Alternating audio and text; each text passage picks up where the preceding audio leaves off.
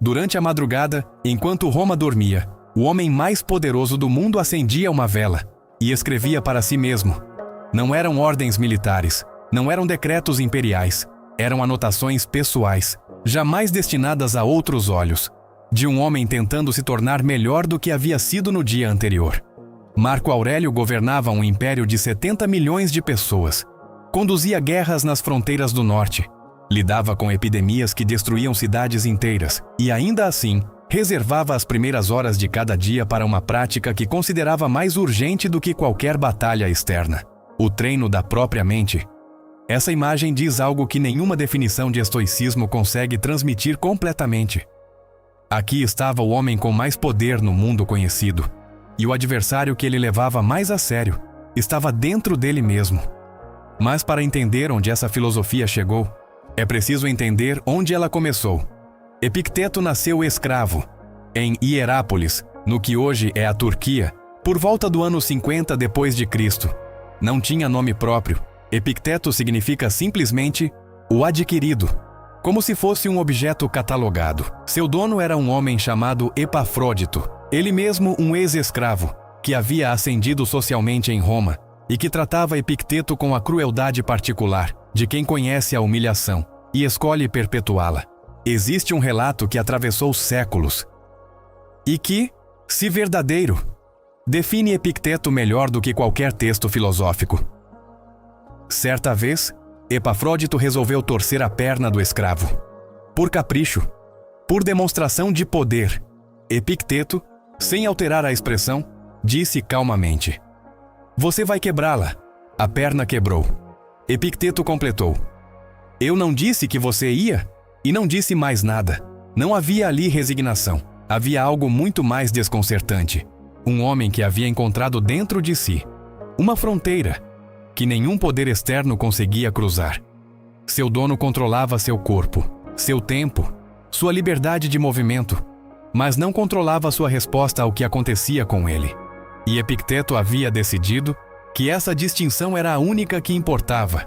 Essa ideia, separar o que está sob nosso controle do que não está, é o núcleo de toda a filosofia estoica, mas é mais fácil de enunciar do que de viver, porque o instinto humano funciona exatamente ao contrário. A maioria das pessoas passa a vida tentando controlar o que nunca poderá controlar: a opinião dos outros, o comportamento de quem está ao redor, o resultado exato de cada situação, o futuro. E quanto mais energia investem nisso, mais ansiedade acumulam, porque estão travando uma guerra que, por definição, não podem vencer. Os estoicos identificaram esse padrão há mais de 2000 anos. Marco Aurélio escreveu certa vez que o homem sofre mais na imaginação do que na realidade. Não porque os problemas reais sejam pequenos, mas porque a mente humana tem a capacidade de transformar um problema em 10, de projetar catástrofes que nunca acontecem, de reviver humilhações antigas, como se fossem presentes.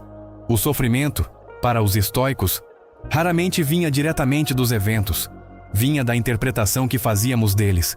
Isso significa que duas pessoas podem enfrentar exatamente a mesma perda, a mesma humilhação, o mesmo fracasso, e emergirem de experiências completamente diferentes. Uma destrói a própria vida em torno do que aconteceu. A outra atravessa e segue. Os estoicos perceberam que a diferença não estava na intensidade do evento, estava na arquitetura da mente de cada um. E aqui está o ponto que mais incomodava as pessoas que ouviam Epicteto ensinar. Ele não tratava isso como dom, não tratava como talento, tratava como habilidade, algo que pode ser desenvolvido, treinado, fortalecido com prática deliberada.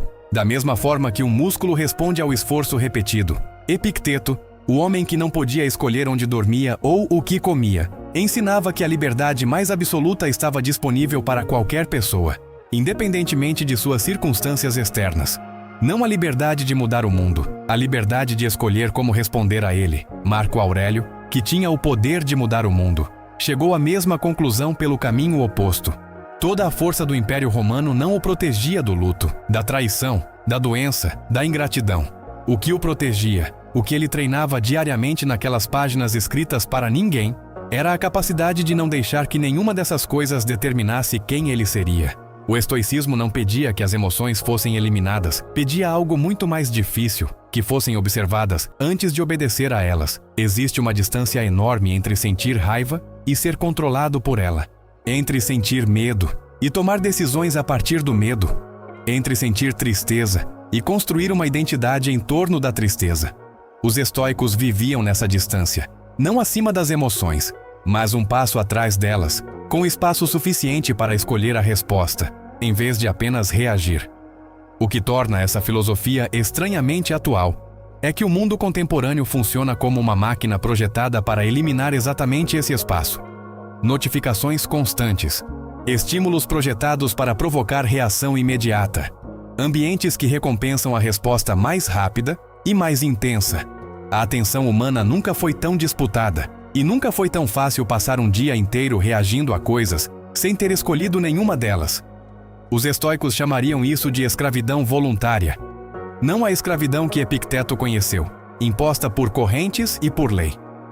Mas uma versão que talvez seja mais difícil de perceber, porque as correntes são invisíveis, e a maioria das pessoas as chama de liberdade. O que Epicteto aprendeu numa senzala e Marco Aurélio aprendeu num palácio foi a mesma coisa, que o único território verdadeiramente seu é a sua própria mente, e que esse território, se não for cultivado com intenção, será ocupado por tudo que o mundo ao redor decidir colocar nele. Essa ideia tem mais de 2000 anos, e talvez nunca tenha sido tão difícil de praticar, nem tão necessária, do que agora.